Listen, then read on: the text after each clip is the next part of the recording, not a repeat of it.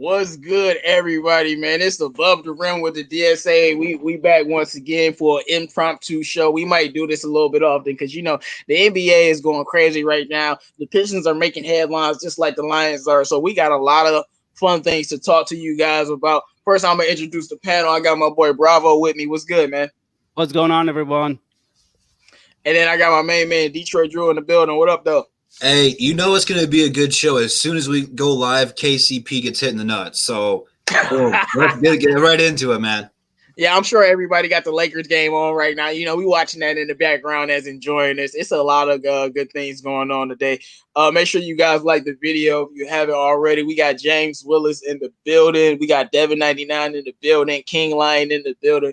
What's good, everybody? So we gonna start with some funny stuff, man. I can't believe it, but J.Cole still has dreams. He made 3 versions of $1 in a Dream, and now his dream is to be in the NBA. And the Pistons decided to actually entertain this. And it's something I just can't believe they even did it. And a part of me is like, the dude is like 35, like, give up. And another part of me is like, well, if he can play, what's up, though? So we're going to see it. So what do you think about the Pistons offering to try out J.Cole? I know this is crazy, but it's something we have to discuss. Bravo, man. What do you think about this? I'm actually surprised when I heard the news because this is totally out of the blues. I didn't even see it coming. It's funny because we only have 12 roster spots available right now, and closed. I thought it was 15. No, we have only 12. I read somewhere on Twitter we have only 12 roster spots, and they want to offer it because Dante Hall is gone, Brandon Knight is gone. I heard McRae is gone. Yes, and I don't know about Henson. He also looks like he's gone too. So it looks like that's 15. So I heard that they want to try to give a shot for J.Cole. I didn't know how much. I know because I'm a basketball. I'm not a really I don't really listen to a lot of music, but I remember him once singing in the NBA Finals or like the NBA All Star, I think, and I think it was in LA, the last one. I really like the performance, but I'm surprised that he can shoot the ball. He can play in a scrimmage. He can shoot it actually. So I wonder how this is gonna turn out to be. It would be interesting. Well, J.Cole, look, if you don't know a little bit of the history, and I agree with him right here. Well, he was always playing basketball. That's how he got into school because he was smart, but he could have gotten into school on a scholarship playing basketball, but he decided not to go there. He just kind of gave up on basketball. So he's always been a hooper. But maybe you need to be in a celebrity game and not on the team. But Detroit Drew, what do you think about the Pistons even entertaining this and even offering J.Cole this? Because they're joking, but they are serious. I mean, how much weirder can 2020 get? I don't know what's next, man. Then we started adding Adam Sandler because Blake Griffin did comedy. So I mean, look, joking aside, J. Cole's got a nice jumper. This dude can ball for real though. Is he NBA talent? I don't know. But he always goes to the one gym where all of the top talent in the league go to play. It's the birthplace of Hoodie Mello. LeBron goes there. KD goes there. I know D Book and Trae Young go there. And they go out there and they play pickup games. And he's always out there. He's holding his own. I know Drake went there and played. Now, is there defense being played there? Not really. But at this point in time, who do the Pistons really got that we're like, all right, this is the way we're going to go with? Nobody. This is a win-win if this is a real thing. Now, do I think it's real? Probably not. Say he comes out here and kills it. You look like a genius. You just pulled off the stunt of a lifetime. And if it does not pan out, you get a great halftime show at every single game. So, hey, man, I really don't know how much this is going to be true. I'm not sure how serious he is about it. But, hey, hats off to the Pistons for doing the first shot. It's funny. He is serious about it. That's the thing. Yeah. And J. Cole, obviously he's rich now, but he struggled going on in life. But now you're living in a place of privilege. I'm a rich man. If I want to be in the NBA, hey, give me a shot. And you see, he's already going to get a shot. So I think he's definitely serious about it. Now, him being good, I don't know about that, but like, look, there would nothing be greater than seeing J. Cole be able to give us 8 points off the bench and him come out to his own music. Like, oh my goodness, like, because I didn't need 8 points, Cole. Like, I didn't need you to be that 11th man. But I don't really have any faith in that at all, because being an NBA basketball player is something serious. It's not something to joke about. And the man is 35 years old, or I think he's old. Like, it's done. Like, I don't know if he even has the knees for an NBA season. Like, this is just a joke. And I like the Pistons. I like the Pistons going out. Hey, real Detroit Lions fan in the building. What's good? He said J. Cole about to be Kyle Korver. I mean, Korver don't do much out there. So, but he got to be in shape though. You know, like, yeah, if he was playing a PJ Tucker role where you on offense, at least not defense, all PJ Tucker literally does is stand in the corner and does nothing else. Now, if that was his requirement, maybe it'll work on a team like Houston where they get shooters open. But come on, guys, this is something that's serious. I'm a little bit upset that the Pistons would even entertain this, but I guess they want to make a news story that don't got nothing to do with LaMelo or something like that, or Blake or Dwayne Casey. But come on, man, like, really, you know what I'm saying? This is crazy. It's one at a time, man. This is so weird and random. I can't wrap my head around any of this. You know, I think it'll be interesting because we need some marketability for marketing for the Pistons. We don't even have any kind of attraction, and when you put this guy in, instantly it's going to attract a lot of NBA fans. And I want to watch the Pistons. I want to watch J. Cole. It's going to happen. I'm telling you. He got to be able to play though. He will play. He will play trash, but he'll play. Once he knock it down, watch the whole crowd go crazy on the TV. Hey, Bravo's right though. You know, I'm pretty sure every NBA player who's worked and who's grinded is not gonna like what I'm saying, and I apologize to you all.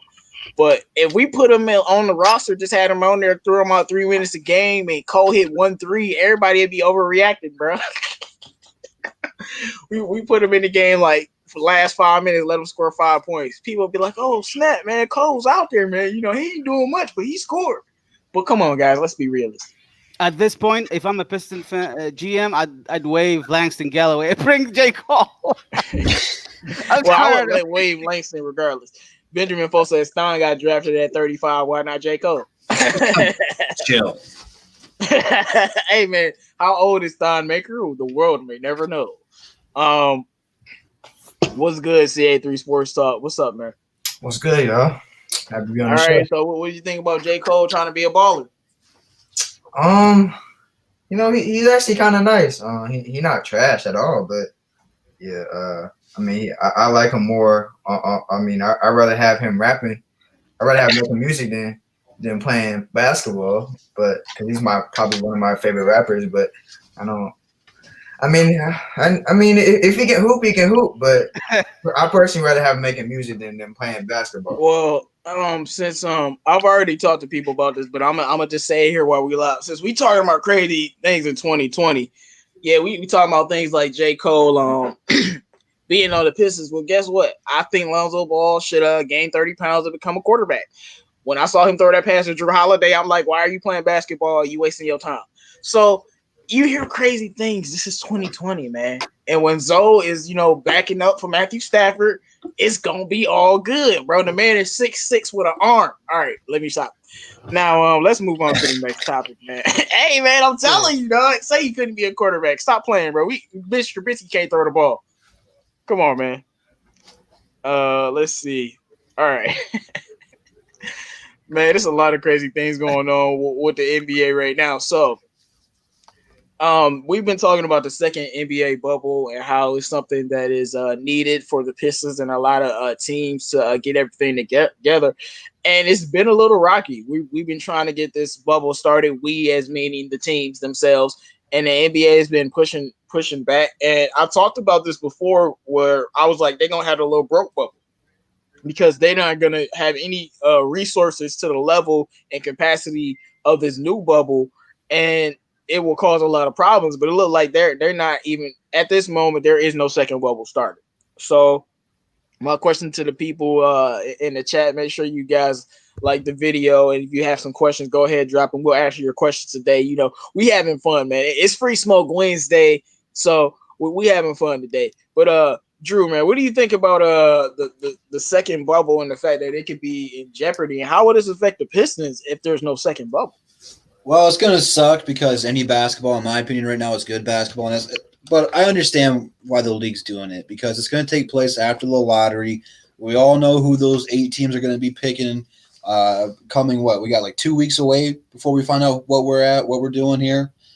What are they going to be playing for? That's probably a huge factor for us. So why risk something when you don't have to? I think that's really what they're looking at. I think that their main focus is figuring out what they're going to do to combine all 30 teams so that way they can be playing in maybe Orlando again next year or something along those lines where they do this for the full season, not just a couple of months. So I don't really know what to expect. It sucks, and it's going to hurt the Pistons. Well, I don't know if hurt's the right word, but it's going to suck for the Pistons because these guys have had months to work out individually. Some of them are starting to get together and work out right now. Like there's a video of Jordan Bone, Luke Kennard, and Sekou doing a Euro step race up a hill with the medicine ball.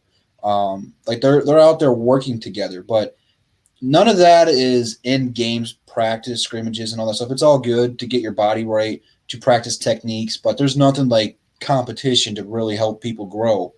I imagine that our young fellas are going to take a huge step forward, but that second bubble would have made it even a larger jump because now they can practice and stuff. If it's not serious, you can experiment with having 3 smaller guards out there practicing small balls, big ball lineups, just going out there and throwing caution to the wind, see what works, what doesn't work. Let Dwayne Casey do what he wants to do, and now they're not going to get that opportunity. So next year they'll be kind of going into it with a fresh roster, not really knowing what to expect or having much time to work together.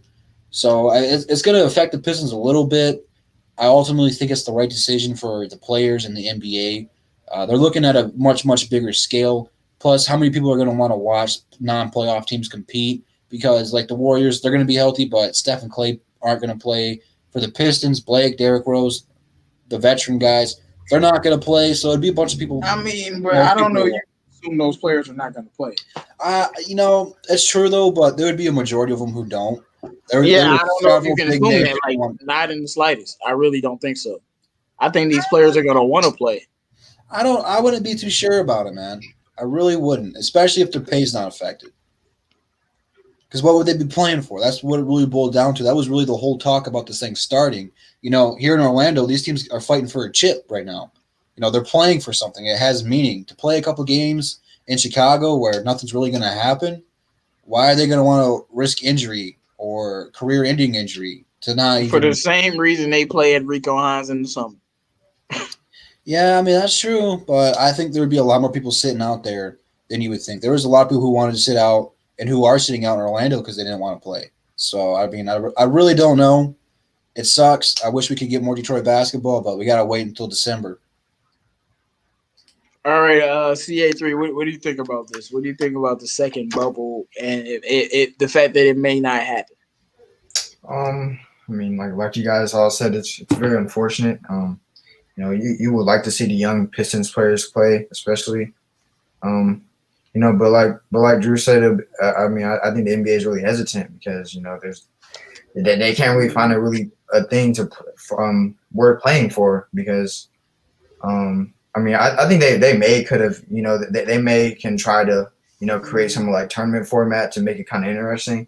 I mean that's really all they can really do, but they're not really playing for anything like meaningful. So it'd really be. I mean, it would just be tough for it to and also finding a venue because now it's August and they were originally planning to have it September. How are you gonna find a venue this quick and create a new bubble that quick and if they were to have a bubble, it wouldn't be even close to the quality and to what the Orlando bubble is. So I mean, it's really going to be hard for there to be a second bubble. Well, it's only hard for there to be a second bubble because the NBA doesn't want it. And that's how I feel about it on that front. We got Pistons Talk joining us. What's good, man? Not much. All right. But all right, Bravo. What do you think about this? About the the fact that there's no second bubble. We can't even have mini camps either, which is crazy. But go ahead. I'm very disappointed. You know, it's just huge loss for the Pistons, I think. And this could actually impact us. You guys don't look at it from long term, but this is actually could impact us. This could be the reason why some players do not turn out to be the players we want in the future because just of the fact they didn't get reps. And this is the crucial time for the young kids, young players to get reps and develop in their game. And if they're not going to do that, how are they going to do it? So I just feel like the NBA let us down and they don't give a shit about us. I'm using my wrong word in here. Sorry, because this is how they've been treating us. We are one of the A teams. They don't care about us. They don't care about the A team. They only care about the money, about their marketing, about their televised games. We are not important. So televised game is not important for us. Nobody going to watch us. But at the same time, they don't care about our players either. So I feel like this is my concern. I feel like I'm worried about Sekou. I'm worried about like those guys like Bruce Brown, Svi Mihailuk. How are they going to turn out to be good if they don't even have a second bubble? And look at that. 8 months, no games. Don't even count on the summer league. There might not even be a summer league in there. Don't even count on the mini camps because I'm reading articles. They said they're not going to be even mini camps or training camps for those teams. So it's just frustrating. I feel like they're letting us down. The only positive thing I can think of, hey, we're tanking next year. I don't care, man. What? Where did that come from, man? Let me tell you, don't open up that can of worms, man. The only thing I don't really care because we already suck. If we're really gonna not develop our guys, next year will be another tanking years. You'll see this. If our guys don't really develop, do not pan out to be a good players, we're gonna tank another couple of years. It'll be 2-3 years, maybe tanking again. And hey, we got J.Cole. We gotta watch another tanking team. We enjoy watching J.Cole. Why not? No, we're not. Well, the dark cloud that is Hurricane Bravo just came through. I'm just so pissed at Adam Silver, man. I know. I can tell you're upset. Now, I must say, there's no way we're tanking next year if we're healthy. There's no way. Oh, we're tanking, dude. We have no way. We close to the playoffs. We're not even talk about that afterwards. We're not tanking. We can talk about that. We're not tanking, but I know. But we're not in the East, bro. Playoffs. But I mean, if you ask me, if we're not tanking and we're not close to playoff, what are we doing? Mediocre again? Yeah, but I don't think that I think we are close to the playoff. Like, look, man. No, the bottom two teams in the playoffs right now, the Magic and the Nets. Like, come on, man. Yeah, but next year you got the Nets with KD and Kyrie, and you got also like Atlanta Hawks are a nice team. They're coming up next year. But the Atlanta Hawks not gonna be better than us. Probably, but they're gonna be close to us. You'd be surprised. Even then, they'll be close, but they won't be better. I don't know, dude. I feel like our team is need really good reps. As long as our team is healthy, I don't care how tough the East seem like it is. We in the playoffs if we're a healthy team. Like, we just got too much talent. It's just the East is weird, but the East is all about talent. The West is not all about talent because everybody got it. That's the difference. Yeah, but dude, the East, the talented team, they make it. We got a healthy Blake. Like, we gonna be whooping on everybody, including the top tier team. It doesn't matter if we have a healthy Blake. If I don't want a healthy Blake, yes, it does. I want Sekou to develop as the star we want. We desperately need a star like Sekou to develop, take the initiatives. If this guy is not going to take the ball, how is he going to develop?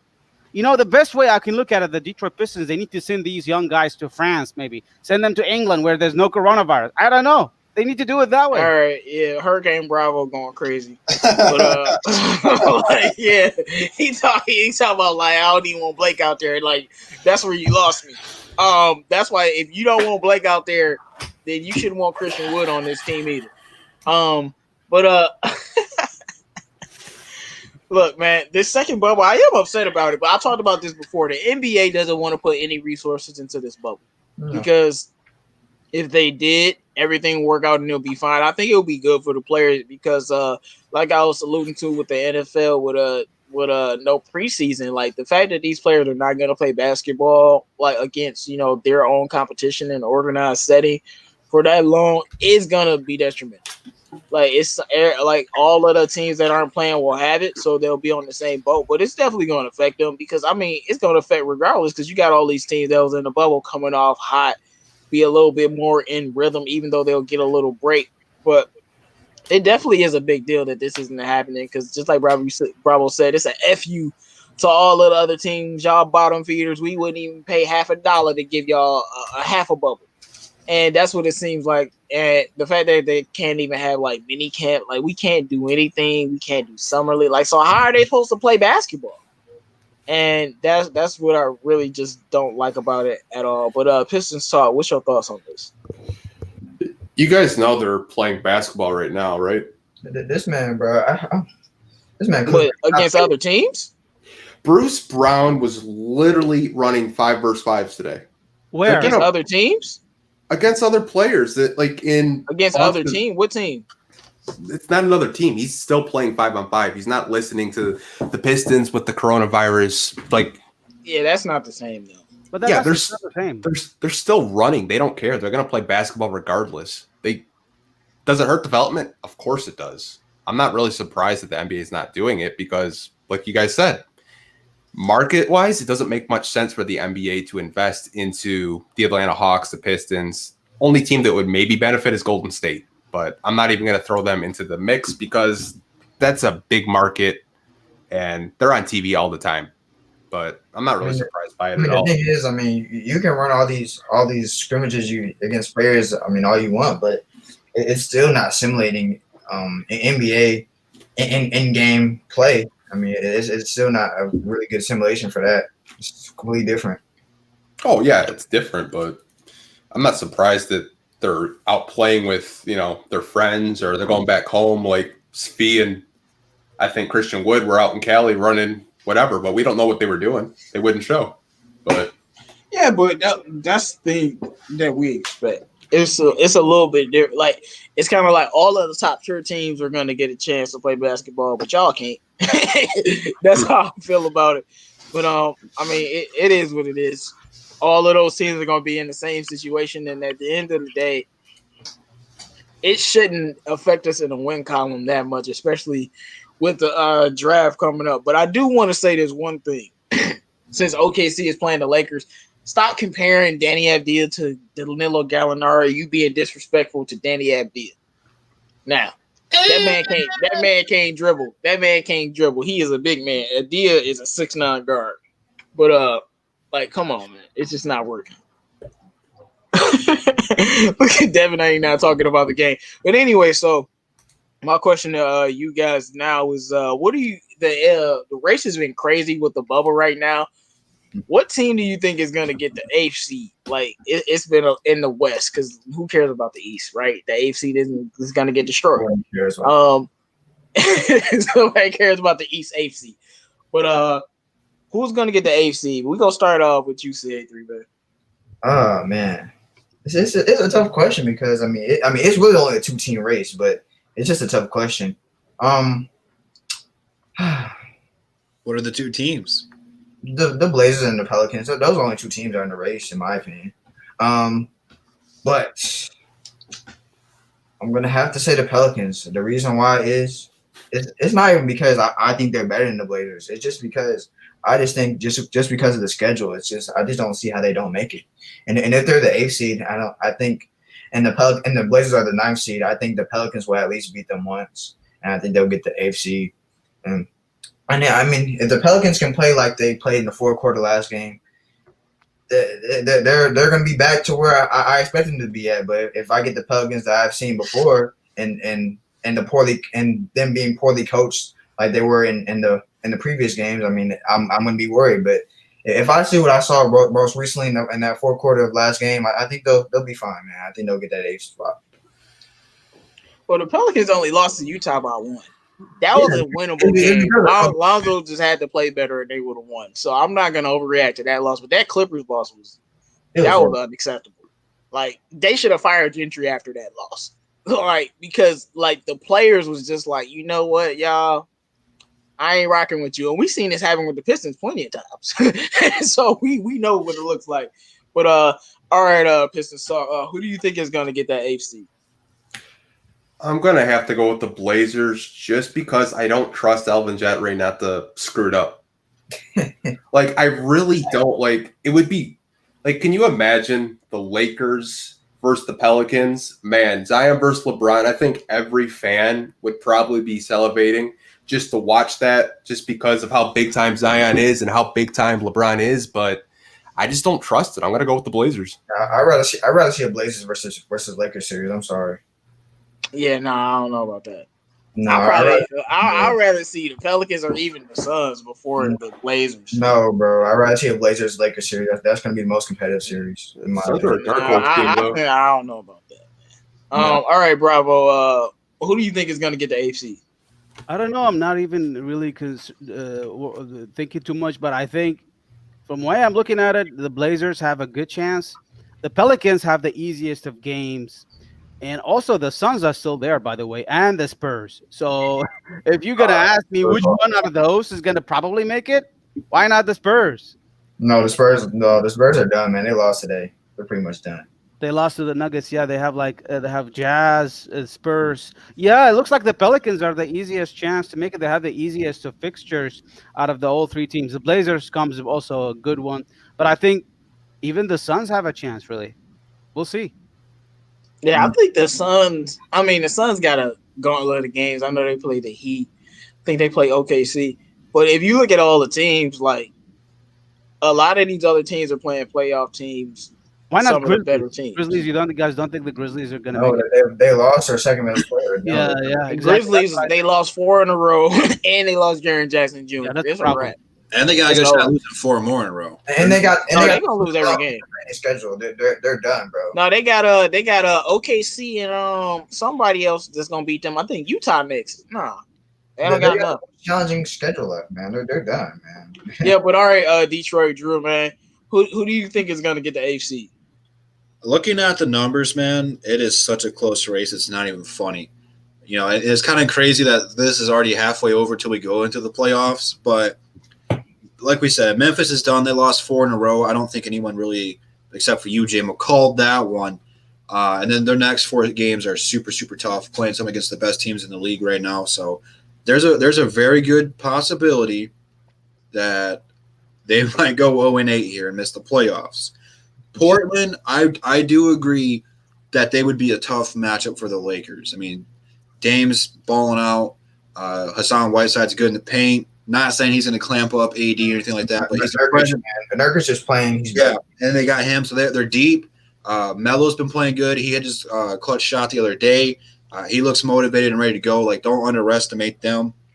For the Pelicans, man, they have all the talent in the world, but just the worst coach. Like, I don't know what he thinks. I don't know if he's snoring lines in the bathroom before he's going out there and throwing lineups out there, but there has been a couple games that they lost that they should have won, especially the opener against Utah. They should have won that game. Like, there's no excuse for them not to. Like, I know Zion's banged up, but you're supposed to save his minutes for the fourth quarter where it means something. Phoenix, man, D-Book going crazy.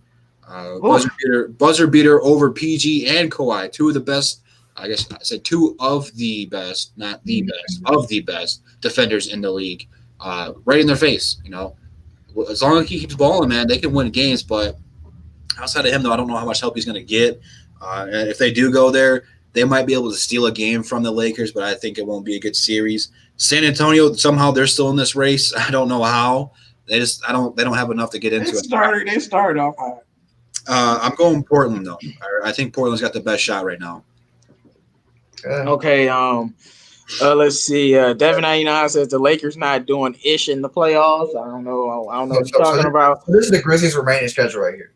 They play OKC, the Toronto Raptors, the Celtics, and the Milwaukee Bucks.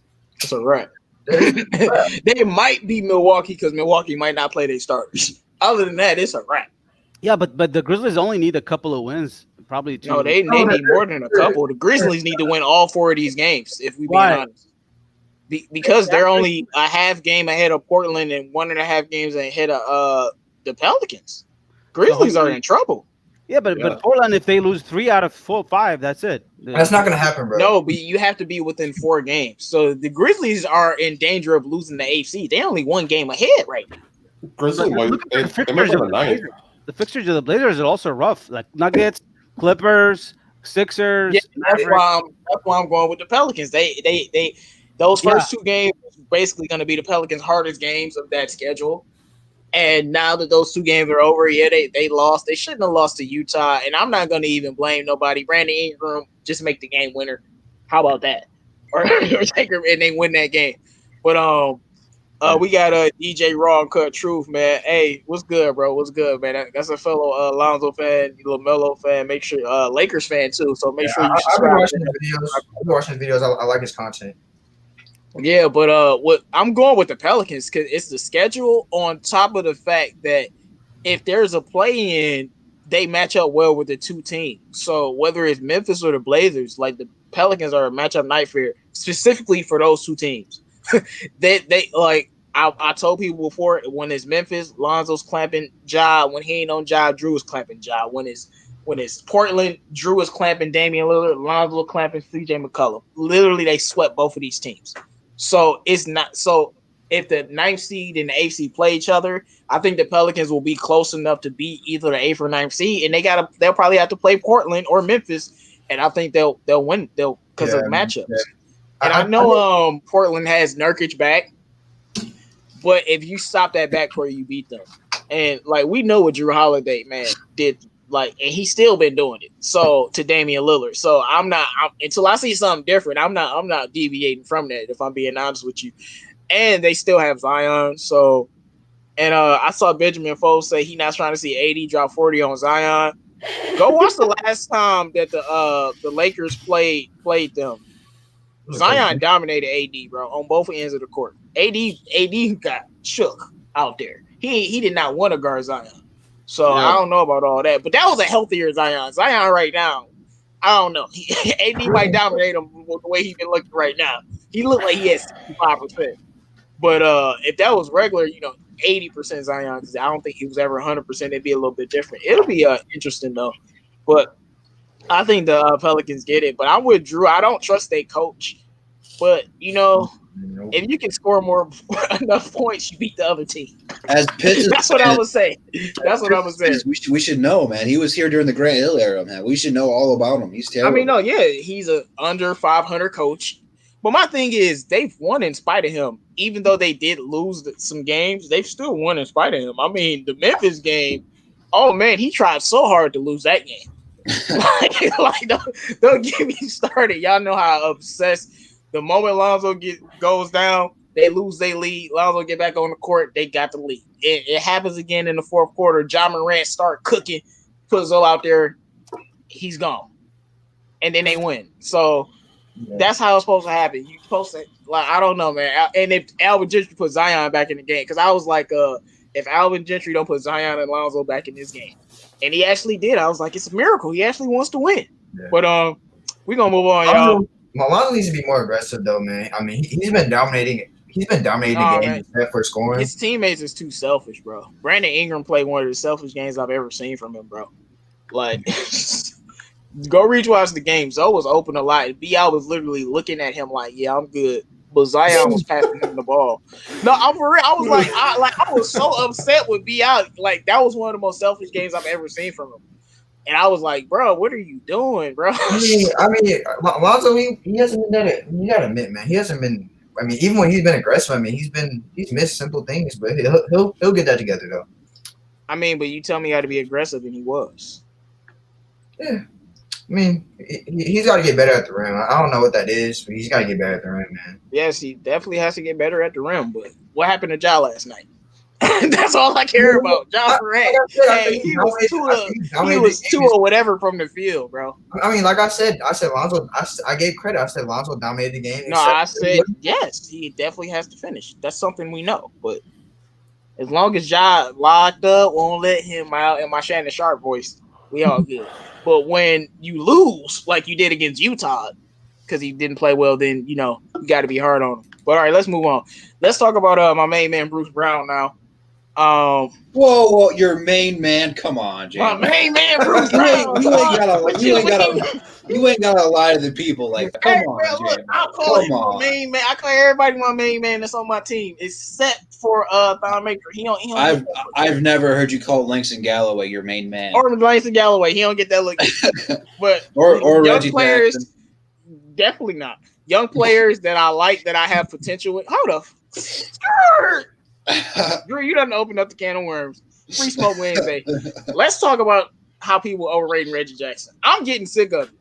Look, this is a message to all of the Pistons fans that love Reggie. He's not a starting point guard. He's a backup, and that's why he's playing well. Every time he start, even for the Clippers, he plays like garbage. Good night. Now, let's move on to my main man, Bruce Brown. Stop disrespecting Bruce Brown out here. That's my main man, after Luke. But it's all good, man. My thing is, well, how would you grade Bruce Brown's season last year, and are you satisfied with his rate of improvement? We gonna start with you, Bravo. I like it actually. He improved in most categories. He played nice, as good as defense as his first year, and he definitely improved his assist game in the summer league. He worked as ball handler more than ever, I thought, and he's in the pick and roll. The only thing is, actually, even he improved his 3 point shot. Yeah, I remember that. He's like 34% or 32% 3 point shot shooter, which is a really decent catch. He's a catch shoot only. He's not really off a dribble. That's the only problem. But I actually give him a rate of a B plus. That's what my probably assessment. I don't think I've given him an A minus because he's not really elite, not even good of a pick and roll game. Is only thing that make him elite probably if he can shoot over pick and roll, mid range jumper, or if he can do the pick and roll just like from a 3 point shot, take it off a dribble. That will make him a huge player for us because he's got all the skills if you really ask me, except that mid-range jumper and shooting off the dribble and stuff like that. That's my point. Yeah, and I'm gonna take this question a little bit early because with Bruce Brown, yeah, I'm with Bravo on the grade. I'll give him a B because he did improve. Am I satisfied with his rate of improvement? When it comes to shooting the ball, yes, but when it comes to everything else, no. It leads me to believe with his development, what is Bruce Brown supposed to be? Because if he becomes, let's say, a 39% 3 point shooter, okay, he shoots 39% from three. But what else is he? Is he going to be a scorer, or is he just going to be a guy that can shoot from three, give you some assists, and play defense? And that's where I'm wondering, like, where he's going to be with his potential. I do think his rate of improvement was actually pretty good.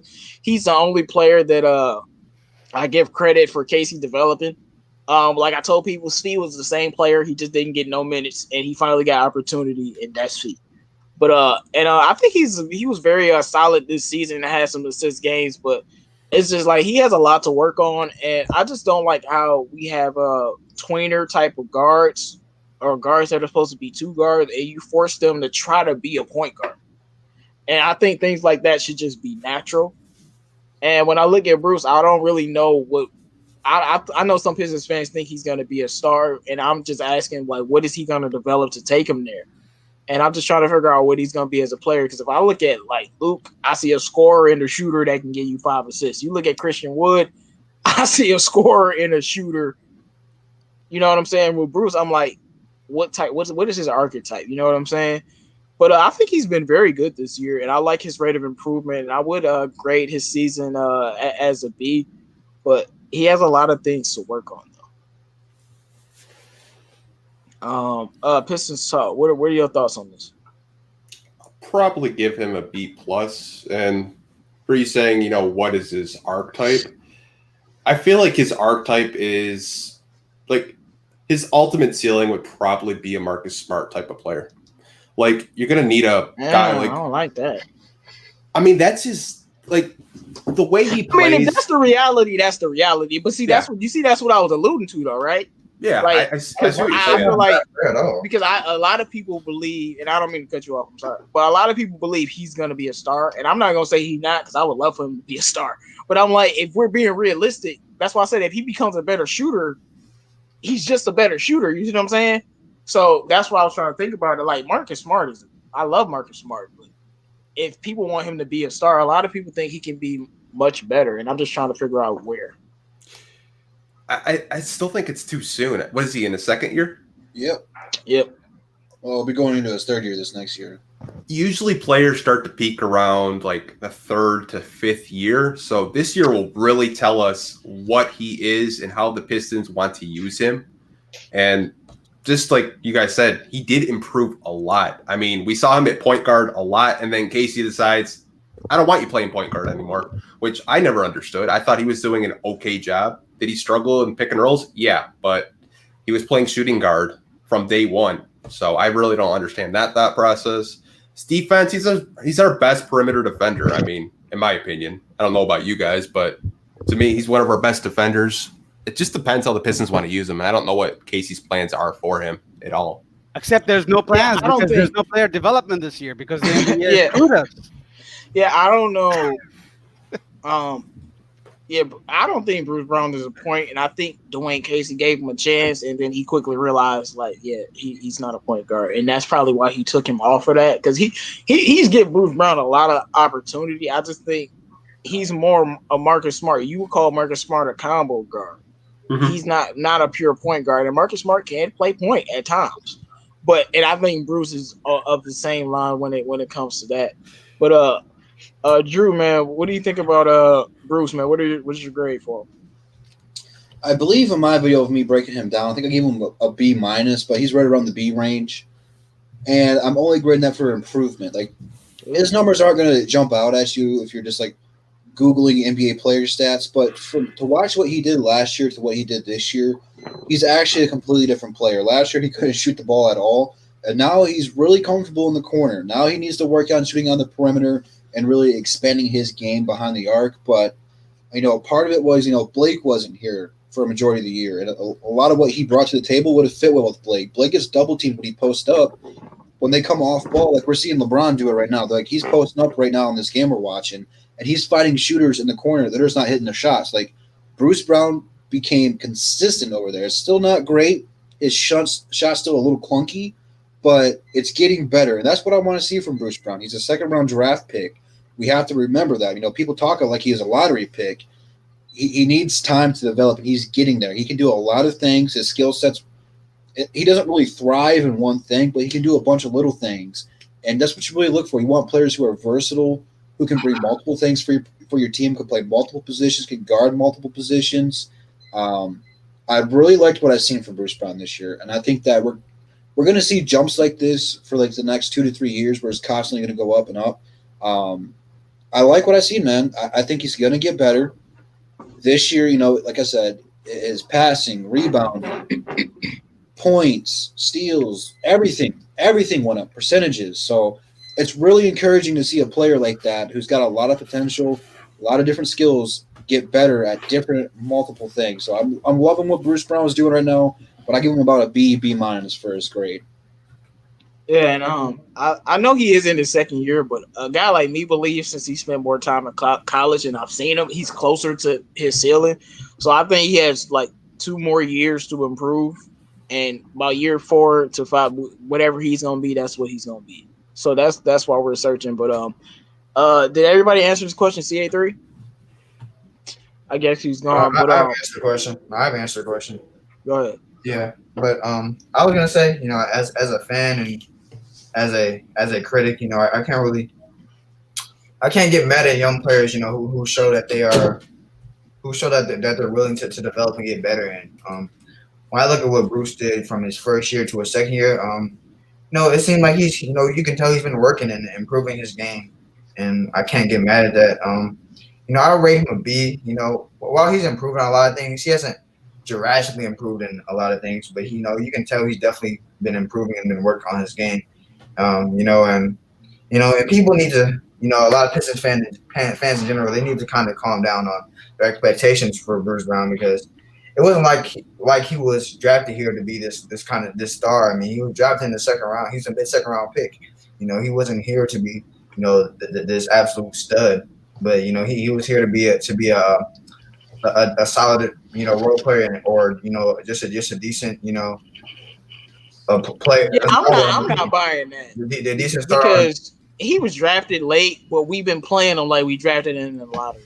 I mean, but me, I'm realistic. I know We that. got Jokic, who was drafted late. Bo was drafted late, and those guys are going to be special. I mean, but so I'm not really going to buy that. Bobo, he's a guy that should have been picked higher and was actually, and just because of an injury that people overreacted to. Yeah, and Bruce Brown was a lottery pick too before he got hurt. So I can say the same thing. I mean, to me, he's just a guy that he doesn't really have the skill set to be a star in his league. And I think people need to, lower their expectations for him. I mean, yes, he can be. I mean, he can be a better. I think with his skill set, I think he can be a Marcus Smart type of player, but I just don't think he can be the star type of player. But I think he's improved. I think he's going to improve even more. Hey, some people think he can be Westbrook, and all I'm gonna say is I hope so. Like, I'm not gonna say no because I'm gonna say on the positive side of things. I want all the superstars available.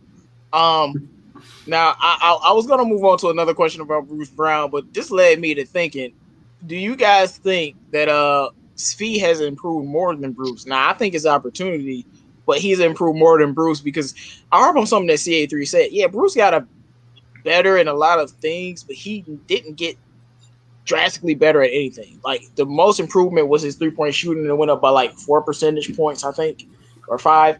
But other than that, everything else was like slightly better, and it wasn't that drastic. But when you see Svi, we got people like Devin99 saying Svi gonna be better than Luke. People love Svi, so a lot of people think Svi gonna be better than Luke. It ain't just Devin99. I've heard this junk plenty of times, and I've snapped on them plenty of times, but it's all good. We love our players. So do you guys think that Svi has improved more than Luke in technically a short amount of time in the situation he's been in? We're going to start with you, Piston. I think the reason why Pistons fans say that about Svi and Luke is you have to kind of look at their play styles. Svi, when he got the opportunity from the injuries this year, he was running around screens like crazy, and then he stopped all of a sudden. I don't really know why, but I think that's why so many Pistons fans said that. Now, Luke does do that to an extent, but sometimes Luke will just stand on the perimeter, and I don't really understand why. He's more than capable running off screens. And I think they're really similar. I would give an edge to Luke right now, but Svi is on his tail, and I think he could be just as good as Luke with the proper development. Yeah, I think that's by design, though. A lot of this is by design. They're telling Svi to run off screens, and then they're telling Luke to be in the corner because I've seen Luke run off screens since he was a rookie, with that other bum coach. So we know he can do that. Come on. And when earlier in the season, that's all he was doing is running off screens and destroying people. And the teams were not liking it because Andre would get the rebound if he missed, and he'd just give it right back to him. So I think that definitely matters. But yeah, Drew, do you think Svi has improved more than Luke?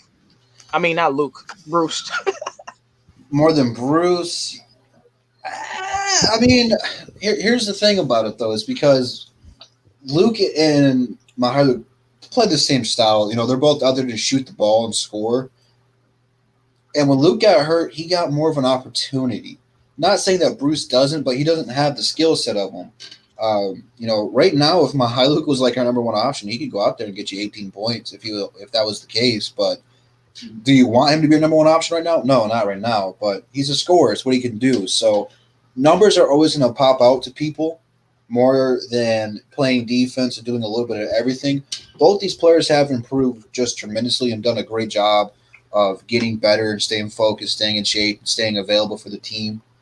I don't know if he's improved more because Bruce has to work harder. Like Mihailuk's just got like a natural pure shot. Obviously I think it's more of opportunity, but if you look at his rookie year with the Lakers, and then you look at him now, a lot of people be like, he's much better. Yeah, he is better. So that's what I'm talking about. Bravo, what do you think about this, man? It looks like he's not there. CA3, what you think about this?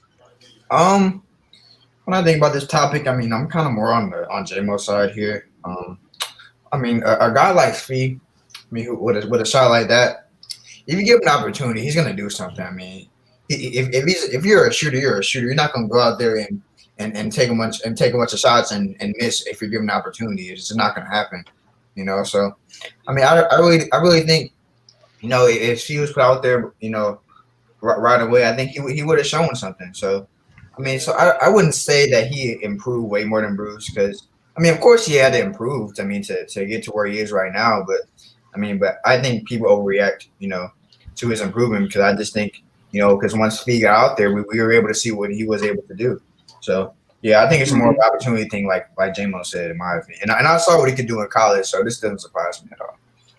Bro, and I mean, I do play favorites a little bit, but I'm not playing favorites in this situation with Luke and Speed. I just look at Luke and he can just do more things offensively until I see Speed be able to, like, Luke, whatever you want to say about him, talk about his knees, talk about his defense. Like, he literally has a bag, and he takes his bag to the Piston Stadium every day, and he can do it all. I like Speed, but he don't got a bag like that. So now if he develops a bag, he's going to be better just because he's 6'8", if we just being honest. But Luke had that bag since his, you know, rookie year, his second year. So that's what I'm looking at. And I think Speed and Bruce they've improved about the same. But to me, Speed was opportunity. I was screaming about Speed when we first got him. I'm like, put him in the game. I'm like, put him in the game. I'm like, why is Galloway getting his shots? He just got on the team.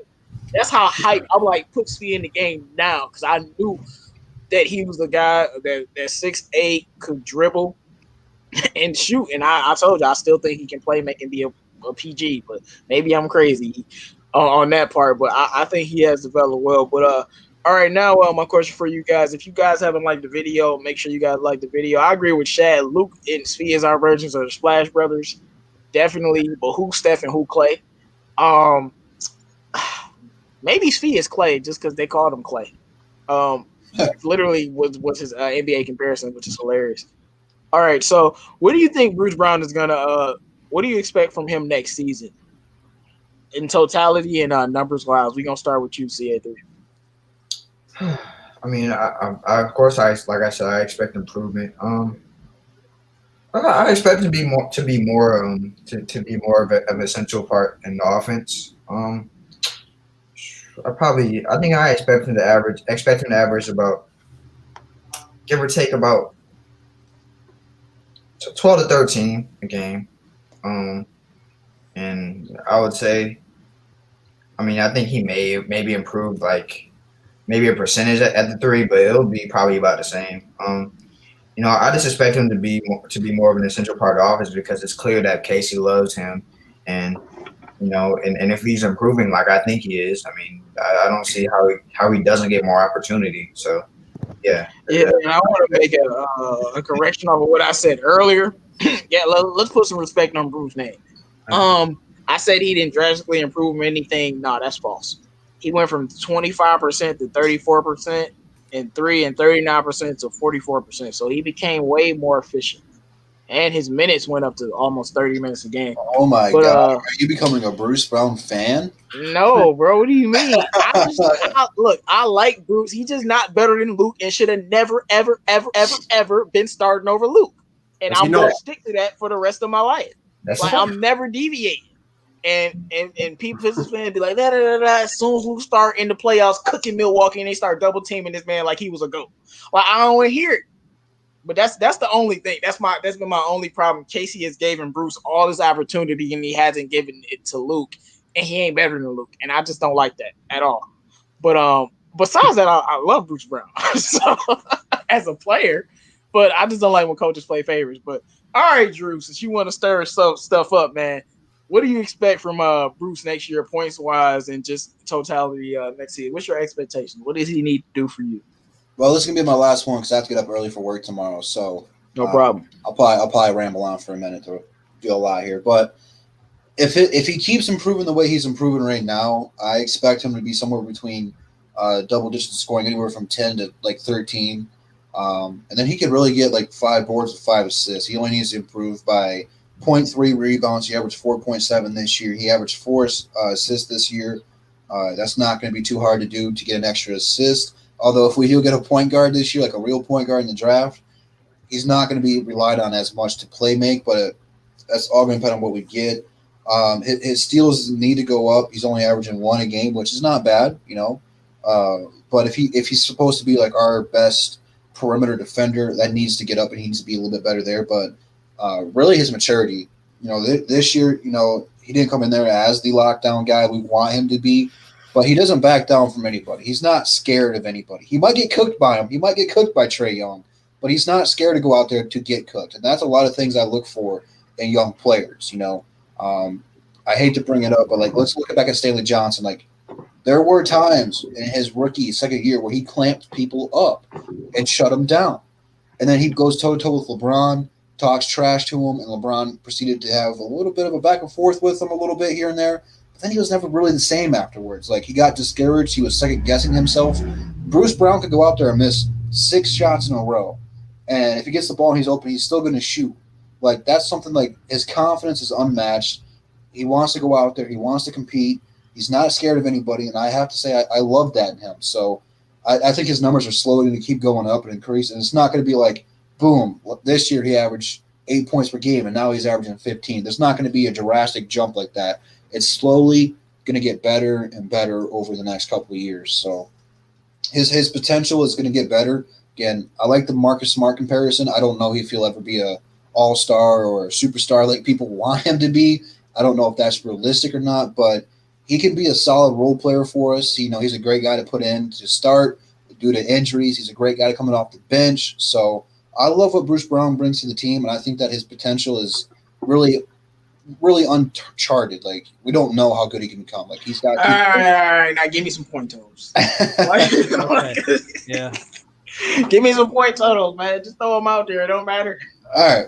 So, like I said, double-digit points, 10 to 13, 5 boards, 5 assists, and a steal and a half per game. All right, that sounds good. All right, Drew, man. See you later. Thanks for joining. Hey, man, make sure you guys like the video. Subscribe to JMO, man. He's so close to 1,000, man. Let's get him there. Most definitely. And if you guys haven't subscribed to the DSA website, make sure you guys subscribe to the DSA website because all of the shows like this one right now will be coming through the website. But all right, Pistons talk. What do you expect from Bruce Brown next season, and point totals included? That's what I'm gonna say. So if we're talking strictly points, I could see like 12 points a game. I expect his rebounds to go down because I think we're going to address the center need. And I mean, he was out. He was fighting Christian Wood for some rebounds. So I do see the rebounds going down. So I'll go like maybe 4 rebounds and maybe 3 assists for him. As for what I expect, I don't really expect him to, jump off the charts like Drew said, but steadily improve. And I don't know. Casey's probably going to put him in that 2 guard over Luke again. I mean, I'm more worried about Steve being started over Sekou and Tony Snell being started over Sekou. Luke, I think he solidified his spot at this point, but can't trust Casey. And the only reason I'm asking that with Bruce is I didn't have any doubts about Luke. I thought it was an opportunity, but year 2 to year 3, like you saw something different. And before his averages went down once Blake came back in a little bit, he was literally averaging 19 a game on great efficiency. So I'm like, okay, I saw a huge jump. And I'm not gonna say that Bruce can't do that, but it's something that I would like to see. But I expect like 11, 4, and 4. Yeah. But I think, yeah, that's all. That's as far as I can go. I feel like we should expect more.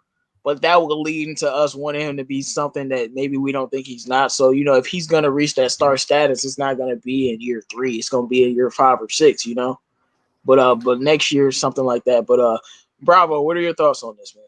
I think he's going to be stable, maybe a little bit of improvement. And if I'm honest, I look at him also from a different perspective. He has ceiling, and I don't know if he's going to improve further. I hope he will. And the thing is, I could definitely see also like a decision about him this year because he's due for a contract. And we'll see what the Pistons. It'll be interesting to see the Pistons. What would they do with Bruce Brown? Are they going to extend him a good contract? Are they going to package him? we don't know. But I expect him to get like at least 10 to 12 point a game, maybe 5 to 6 rebounds because we don't have rebounders in the team, man. Anyways. He might get like 4 or 5 assists. That's what my expectations for him. Because I say that because there's a lot of players in our team due for a contract, and I can see Troy Weaver making some changes. We'll see that. Yeah, I can see Troy Reaver moving on from every player we like except for Seiko. I'm serious. I'm Yeah, talking yeah. Sweet, Luke, Kyrie, and Bruce. I can see him Mhm. get Christian Wood too. Sadly, but I can see him doing that. I like what Tony J said. He says Bruce does not have a great step like you want from a primary point guard, and that's why I think he's more of a two. He doesn't have that great step, or he doesn't have the handles or like the vision. Like all starting point guards, they have one of it. Whether it's vision or scoring ability or shooting ability or great handles to break you down off the dribble, even if they can't shoot, they have one of those abilities. And until Bruce becomes elite at one of those, he needs to stay calm both for the time being with that, because I don't think he's ready for running an offense yet. But it is what it is. Guys, make sure you drop your questions in the chat. I got another question. What is your guys' biggest shock so far in the bubble games? The bubble games have been crazy. A lot of things have been going on.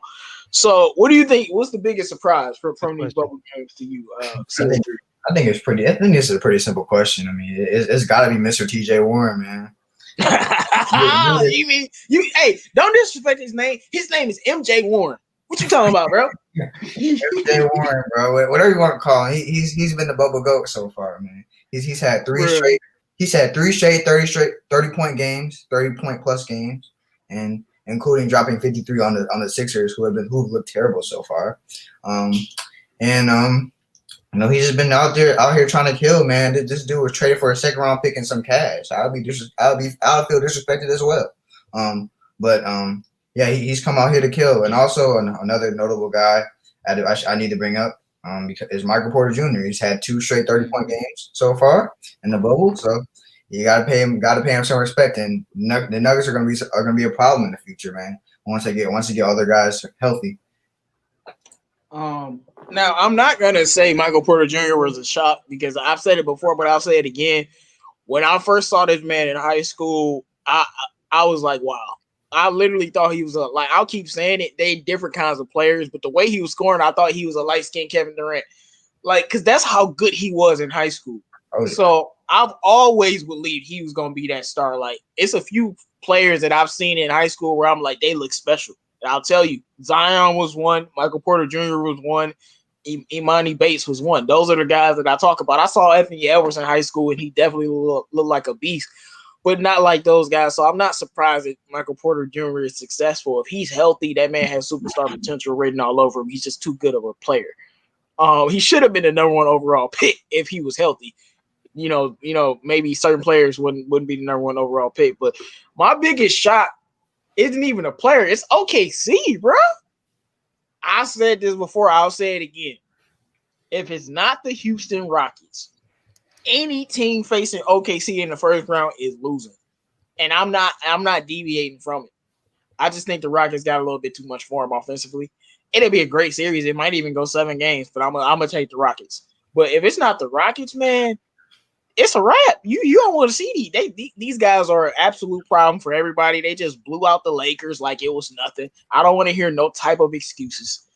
And they've been doing pretty well this entire bubble. Even during the scrimmages, they were doing well. That's a nice, well-rounded team. So my biggest shock would have to be them and MJ Warren, because I don't understand. The man had 39 points a game. And it's gonna be bad tomorrow too, because he plays the Suns tomorrow, so it's gonna be even worse. Oh yeah, he's gonna score on them, win or lose. But Piston, do you have a biggest shock from the bubble games? It's easy to say T.J. Warren or Michael Porter Jr., but I gotta go with CP3, man. All right, people have just been doubting OKC all year, and they're still one of the best defensive teams without Russ, without PG. I mean, man, I forget what game it was. I think it was Utah, and they were just clamping them all damn game. I was like, man, if whoever it was Utah, Mitchell played horrible. Whoever gets them in the first round they're gonna get swept. 4 games, they will get swept. It's ridiculous how good they are. Yeah, they're good, man. So I'm gonna ask just so we can have some debates. Houston included. I think if they went to Houston, I think the Rockets would win in 6 games. I will give OKC 2 though. Yeah, I think it's gonna be a problem for the Rockets. Like it's not gonna be. Oh no, it's gonna be a problem. That's Like, only I can say it can even go 7, but I'm still gonna take the CP3 Rockets. might be a little bit salty still. Oh no, he's you know? gonna be super salty. But yeah, I'm with you. Like whatever team, like if it's not the Rockets, I feel like whatever team they face, they beat. Like I'm for real. Like you do not want to see these guys right now. Yeah, I think they beat them for sure, man. Like so Denver, Utah, the Mavericks, y'all don't want these problems. You don't want 0 problems, big fella. You don't want these problems, man. I mean, I'm surprised though because I mean I saw they can do in the regular season. Well, no, it is a surprise though because they were competitive in the regular season, but like just like Piston Talk was saying, they clamping OKC, they blowing out the Lake. I mean, they clamping Utah, they blowing out the Lakers. Like they look better. Put it like this: they look better. They look even better than they did before. Billy Donovan won Coach of the Year, and that's what man, they look scary, man. Look. I'm going all the way out the window, but I'll just put it like this. If they end up in the finals, I wouldn't be surprised. It's impossible, but I wouldn't be surprised. That's how good they look. And I've seen crazier things happen in the NBA. When the Pistons won the championship, nobody thought we was going to win it. I'm not saying they win the damn chip. I'm just saying this team is a problem. And if they in the Western Conference Finals or something, they knock off Houston, I'm not going to be surprised at all. I'll be pissed, but I won't be surprised. That's a serious team. But yeah, bravo. I had to say that AD is hurt again. AD is hurt again. I don't know why, but he just keep getting hurt. I mean, he'll be back. I ain't worried about it. Like, it wasn't a serious injury, was it? No, I just saw him go to the locker room. I don't think probably another Nick. I mean, he went to the locker room because they were getting blown out. Hey man, I still picked the Lakers to win it all. It's just like they just got embarrassed by OKC, so I got to give them a hard. And they're gonna lose tomorrow again, so they're gonna lose again tomorrow. So oh yeah, they played it. Now I don't know because Russ is might not play. Really? Yeah, they say he. Yeah, so I don't know, but they might need Russ to play because y'all want to face OKC in that first round. So you gotta they're gonna need them to play. But Bravo, what's your biggest surprise so far? Your biggest shock from the bubble games? I think a couple of things that shocked me when I saw Jonathan Isaac ACL, torn ACL. I was completely shocked by that. It really sucks, and it looks so bad in replay too. It just, man, it hurts. And also, I really shocked in a good way, the positive way. I'm surprised to see the triple players for the Houston Rockets do really good, and including Daniel House, Ben McLemore, and Rocco. Like, they're really shooting the great basketball game, and I'm surprised by the Rockets beating the Bucks, like one of the best team in the East, and I wasn't even expected. So I'm actually impressed by the way they're playing. And there are specifically 3 guys, Rocco, McLemore, and House. Especially House. I didn't even expect House to shoot 3 like that. Jeff Green been balling. Yeah. Been watching. Jeff Green has had 2 20-point games. I mean, so that's what I think. That's the case with the Rockets, and I don't think that I didn't even think they have a chance because they don't have defense, or actually, let's say rebounding. But I think they do have a chance because they can make threes. Well, that's the thing with the Rockets is they lost to the Blazers, but they lost because Russ and James Harden didn't play well. If Russ or Harden don't play well, they're losing every time. But if they both play well, you're probably not going to beat them. And if one of them play well, then you're probably still going to lose. That's why they're a problem. And one thing is their perimeter defense and post defense, even without centers, is way better than you think. And I don't care what you say. I watched Nurkic go through it, even though they won. I watched all these centers go through it. You're going to get tired, unless you Shaquille O'Neal or Giannis, you're going to get tired of having to post up and score back to back to back to back. I mean, they gave Brook Lopez the ball like a million times. And yeah, he scored like 25, but he did miss some shots. And then they hit a 3 on the other end. So now the Rockets, they're a good team. I'm not surprised that would be a surprise for people because that small ball is extremely risky. I still don't like it, but it works. They just got to have all their horses for that, Also, I gotta be saying the truth that the Raptors surprised me beating the Lakers, man. Yes, I'm not surprised at all, man. That team is deep. I wouldn't be surprised. I wouldn't be surprised if the Heat or the Raptors challenge the Bucks in the Eastern Conference Finals. Yeah, I actually The predicted Raptors, the Raptors yeah, to make the finals. The Heat, obviously, I don't believe in the Heat, but I believe in the Raptors, bro. They champions, Yeah, and they can play win. like it. You They see, can win like it all again. the way that Siakam shut down Anthony Davis, I'm like, okay, they want to repeat. Like they like ain't nobody talking about us, and they're a problem, man. Yeah. They got Yeah. they literally have the exact same team minus Kawhi. So They don't need him, dude. They they playing. don't need Kawhi. Great. They do not need Kawhi. They can They win got without OG. him. So Yeah, I OG definitely back. think they're gonna give the Bucks some problems. I wouldn't be surprised if they beat the Yeah, Bucks. OG. Like I said, I'll be mad, but I wouldn't be surprised. No, Toronto for real, man. To And me, that's the team. And OG had LeBron making that Kawhi face, bro. LeBron did not want no pieces of OG, bro. Like that. What are you talking about? Oh, you talking Oh. about this year? I think you talking about OG. I was about to go in. Oh yeah, no, OG is a way better player now. This year, he had LeBron problems that game, bro. Bro, that's the thing. When I was watching the Raptors against the Lakers, I'm like, this team is an amazing defensive team. Like, I don't think people realize how good they are on defense. I mean, they stopped Giannis, but like, this is an amazing defensive team on the perimeter post defense. They check every box you need for a great defensive team, and that's what makes them a problem because they can shoot 3-pointers and they play the game the right way. So it's cool, guys. If you have any questions, anything NBA related, anything Pistons related, make sure you guys drop it in the chat. So one shock would be the Suns and the Nets beating the Bucks. Well, Bucks are Bucks are frauds. not good this year. I know they're not playing good so far. man, you chill. Bucks don't got their starting point guard. Eric Bledsoe's a star. That's so. Come on. I Man. said Starting starting. first half. I Oh, I said thought starting you said point star. I was like, wait, what? The starters Yo. only played the first half. Relax, man. The starters only played Yeah, the they first didn't even play the game. Calm down. Oh, No, I yeah, don't know. Giannis and Middleton didn't play the second half, so I don't count that, man. Let me see. Looking for some questions. Do I think Bol Bol is the future? What do you mean by the future? Sure. And the answer is yes. I just, maybe one day I'll chop up the video of me ranting about how bad I wanted Bol Bol. I didn't want him over Sekou or KPJ, but he was top 3 for me, and I kept saying Bol Bol, Sekou, and Zion got the most potential in this draft. I kept saying it. And this boy Bol Bol, I'm just hurt. Like, let's not talk. It's making me sad. But yeah, he the future, bro. The man's 7'3" and he a wing. They want him to play center, but he really a small forward. He can shoot, he can handle, he can block shot. Like, the dude is, bruh. We ain't ever seen nothing like him. Did you guys hear the main reason why we drafted Servetus? Oh, I want to hear it now because I didn't hear. Let's hear this. Okay, so you guys know Arn Tellum's in our front office, right? Yeah. Arn Tellum's nephew represents Servetus as an agent. That's the main reason why we drafted him. I heard that. Yeah. You just had to make my day worse, huh? Why you got to tell us that, man? That disappointed me when I heard that. I swear, DeVita's better be Tyler Hero, dog. Like, you better be Tyler Hero. I mean, if he looked good overseas, but that's overseas. Yeah, I don't know. Like, he looks much improved, but he better be Tyler Hero or Danny Avdija. Like, for real. He needs a lot of work. He's like 3 years away. I don't know about that.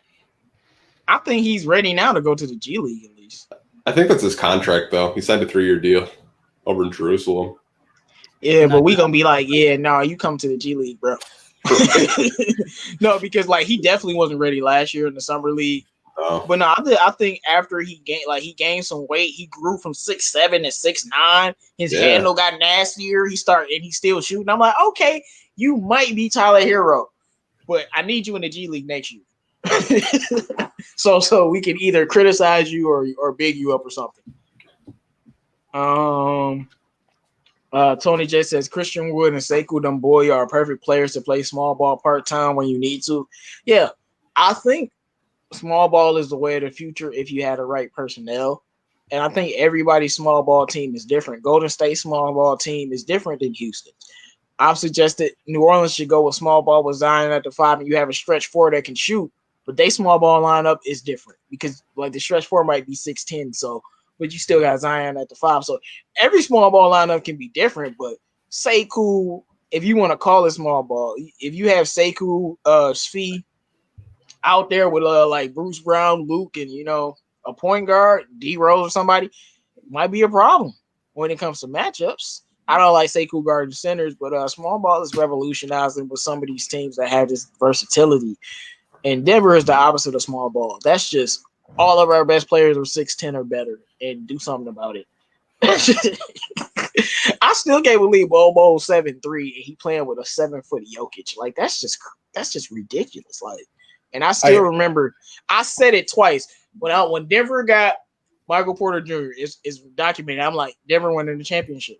I said it when as soon as they got him, and we our pick was Shy, because I was like, why did the Clippers take Michael Porter Jr.? They're idiots. They got Shy. We know how good he was, but I said they was winning the chip. They got Bobo. I'm like, it's all right. And now we seeing the fruits of that, and we can be better as Pistons fans. That's why we need to be blessed with the number 1 overall pick. Man, could you imagine if we had Michael Porter Jr. and Sekou on the same team? I mean, when I first saw Michael Porter Jr., imagine if we didn't trade for Blake and got shot. Like, it was like, come on. I mean, when I first saw Michael Porter Jr. play, I mean, I thought there was no way that he wouldn't be a star, man, because it's like nothing on the offensive end he can't do well. There's nothing he can't do on the offensive end. Like I said, boy looked like KD. He was 6'10" with a nasty handle and a nasty shot. And he was a better defender. And he was he can't play defense now, but back then he could play D too. So he had to work on that. So Kuzma scored more than AD. But Kuzma got no defense though. Watching Kuzma play defense, it scares me, bro. He sucks on defense. He's so bad on defense, bro. Like I've said this about Kuzma plenty of times. He's a dependent player. He needs somebody to get him the ball, but he can give you 16 a game. He sucks on. That's what he is, though. He's a dependent player. He can't really create, and he's an average defender. He sucks on defense, bro. How do you have 9 points? 29 minutes too. Who's their power forward, Gallo? Yeah, but that's Gallo. If you stop at AD, that's team defense. They probably put Steven Adams on them, probably. Yeah, Steven Adams was on them, bro. They are clamping AD, bro. Wow. See, I love messing with LeBron stands because I told them AD was the best offensive player, and they said he's not because Bron gets assists along with his points, and that is true. But when AD don't ball, y'all lose. Straight up, because he the best offensive player. Man had 9 points. That's embarrassing. OKC just embarrassed the Lakers. I've already made the argument on how I feel like AD's been the more valuable player this year, in my opinion. He's been he's the best player on that team. Bron is just the leader of that team. AD is the best player on the team. That's why I don't think he should be in the MVP conversation. I don't know why he's in there. No, AD should be in the MVP conversation. Exactly. But Devin99 says Lonzo made Kyle Kuzma #facts. You already know it, bro. He made that boy a star. As I say, my favorite thing to say is Lonzo had Kuzma looking so good. Y'all told me he was better than Brandon Ingram. And the whole time I told y'all was crazy. And I'm right about that. Do any of y'all think I'm about to wrap the show up? Drop some more questions if you have any. Do any of you guys think that Bobo is a future MVP caliber player? I mean, possibly if he maximizes his potential, but let's calm down right now, man. I gotta see what he does. I mean, with his skill set, I mean, the sky's the limit for him, man. We've never seen a 7'2" wing that can shoot the ball like he does, and that can kind of create like he does. Like we never seen it before. So I mean, he could be an MVP caliber player with the potential he has and the skills that he has, man. I wouldn't be surprised at all. It's August 5th, 2020. You heard it here first. If Bobo doesn't have any major injuries, he's gonna win the MVP in his career, whether it's finals or regular season. That man too special. Only thing that can hold players like him and Michael Porter Jr. back is literally, or even Zion to a lesser extent, is injuries. That's the only thing that can stop guys like this. We've seen it happen with guys like Grant Hill, guys like T-Mac. Only thing that can stop some of these great players is literally that injury bug. And if Bobo healthy, he's winning the MVP. Like, The dude is 7'3". He is 7'3" small forward with a handle. And he can protect the rim because he got a 7'9" wingspan. Come on. Like, it ain't nothing to talk about. Injury's the only thing holding that man back. Do you see Kennard finally having a breakout season next year? Finally? I thought he had a breakout season this year. He just got hurt. But yes, I definitely see 17 or 18 on great shooting splits. Of course, 5 assists a game. I'm hoping to see 20 because I think the offense needs to run through him because of his shot selection and the weight. But that's a whole nother conversation. But I definitely see that. Anybody disagree with that? Think Luke isn't going to break out because of any reason. Our thing, if he gets hurt, then yeah, he's not going to. Yeah. But yeah. But other than that, no, you're right about that. He probably will. What do you guys think of Ben Simmons getting hurt? Yeah, I found out about that. Wow. Well, I ain't believe in Philly anyway. But it sucks. Ben Simmons was playing garbage before he got hurt anyway. So yeah, he kind of was. He had 6 personal fouls and like 8 points the game before. I told y'all Ben Simmons people, bro. Oh my God, he made a 3. I said, do it in a game. He got 50, and on top of that, he got 53 put on his head the first game in the vote. So if I don't wait. No, he wasn't guarding TJ Warren. At the end he was guarding TJ Warren, bro. Wait, because he's a power forward, but TJ Warren is small forward. Wait, so but would he be guarding Sabonis? Because isn't Sabonis the Sabonis wasn't playing, and they put him on TJ Warren because they saw Shea getting cooked, so they put him on TJ Warren because they usually put Ben Simmons on the best wing player on the opposing team, and he got cooked. Or on the point guard. Yeah, he got cooked. He got cooked. Yeah, dang, 53, bro. All I know, I hate to do this, but I got to be petty. When Lonzo played Indiana, he busted them up, gave him 19 points, clamped their whole squad. But Ben Simmons playing TJ Warren get 53. Lonzo would never allow TJ Warren to get 53 points on him. But we ain't gonna do that. I'm not gonna pick on Ben Simmons. It sucks that he's hurt though. I wanted to see what they could do in the playoffs, but I don't know what else to say. How hurt is he? I said, like that jump shot, do it in the game, bro. Do it in the game. Like this scrimmage stuff, I ain't buying none of it. Do it in the game. And Shake Milton is looking better than Ben Simmons right now. That's why he kind of lost his spot. And it kind of sucks that he has to lose his point guard spot because of his lack of ability. And he's still so talented. You know what I'm saying?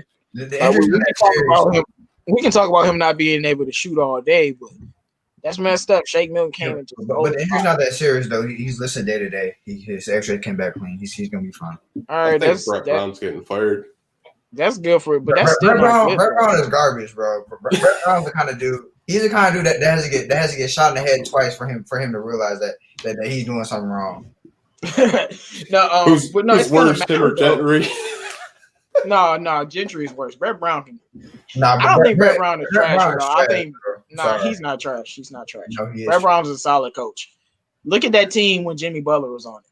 That's the real Sixers. Yeah. Now they're in shambles. What's his name? Elton Brand. You traded away Dario Saric, got rid of JJ Redick, like moves that didn't make any sense to me. So I'm not gonna blame Brett Brown because if Kawhi don't hit that game winner, Philly might make the finals.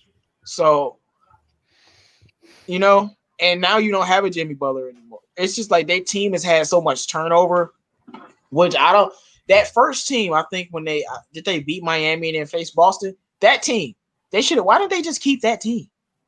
Like, but they had to make all the moves. They wanted Tobias Harris and stuff. You should have just kept the team that y'all had. But they went away from the formula that was working. I mean, exactly. The thing with Ben Simmons, I mean, the thing you got to do with Ben Simmons, you had to put shooters around him for him to be effective, and that's why their other teams were effective. But now they tried to go big and thought that was going to work, but it didn't work. So they should have just kept the shooters, and now we see why the Sixers aren't successful because they have no more shooters, man. Oh, okay. So Tony James shed some light. I live in KC where Bo played high school ball. He is a legend here, I'm sure. Like, I'm sure he's a legend there. Like, Bo is one of the players I had no doubts about. Because when a man averaged 21, 10, and 4 blocks a game, how can you not? Like, every NBA team, all of y'all piss me off. I don't care if the man was Joel Embiid level hurt. 21, 10, and 4 blocks a game. 40% from three he shot. It's just like, you know he's going to be great. What are you doing? And teams, they don't have no vision. But yeah. I mean, when Shaq says you're the best player in the draft, it's, I mean, some must be wrong. Some must be up with you, man, as a player. Hey, man, people were mad about Shaq like that, and we got to see what Zion and John Morant do. But I mean, I trust that. I don't know. He actually coached him. So Ball is going to challenge them for best player in the draft down the road, like for real. Yeah. Because that dude's a problem. You know, he's just a little bit behind the curve. But all right, guys, we gonna do final thoughts. It was a fun show. I just wanted to come here on we'll call it Free Smoke Wednesday to talk some hoops with you guys, because the NBA is back and it's been very entertaining. It's been a lot of stuff going on. You got any final thoughts, Bravo? Good show. I just came out of work. It was good to hang up with you, talk to you guys, and talk about basketball. I think we're looking forward for the next couple of weeks where the lottery starts. It's only 15 days away. So good show as usual, and we'll keep it going, Pistons. Okay, so talking about our Servetus, Tony J says Israel contracts are easy to get out of.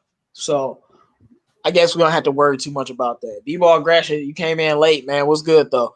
I see another question. I'll get to that before we do the rest of the final thoughts. Which of the Pistons' current free agents on the team would you re-sign? Pistons talk. We already answered this question before. Probably. I know Fee and Bruce have. I want to say they have team options, so I'd probably bring those two back. But other than that, you can keep Langston. You can get rid of Thon. I know B-Ball probably won't like that. He's a big Thon fan, but that's it, really. All right, it is what it is. All right, CA3, final thoughts, man. It was nice being on this special show. You know, we usually don't get on here on Wednesdays, but you know, it was fun. You know, even though it was last minute shows, it was still fun to be on here and talking basketball with you guys, and always talking my Pistons with you guys. So, you know, there's a lot of stuff going on in the NBA world. So, you know, we felt we need to bring you guys this special show. So here you guys go. And it sucks. It sucks that we got to talk about these other teams because y'all ain't giving our team no shine. I know we didn't earn it, but still, I'm upset about it. But Pistons talk. Final thoughts, man. Really good show. If you guys haven't liked the video, definitely hit that like button. Had a lot of fun talking basketball with you guys, and I'm pretty damn exhausted. Yeah, man, you put in overtime, man. We appreciate you stopping by with us. Shout out to everybody in the chat. Make sure you guys like the video. Make sure you subscribe to Detroit Drew and CA3 and Nomus J and Pistons Talk and all of the DSA members. The DSA website is in the description below, along with the DSA main channel that we started. So make sure you guys subscribe to that. But as always, even though Free Smoke Wednesday, no Luke Kennard slander will be tolerated. No Lonzo Ball slander will be tolerated.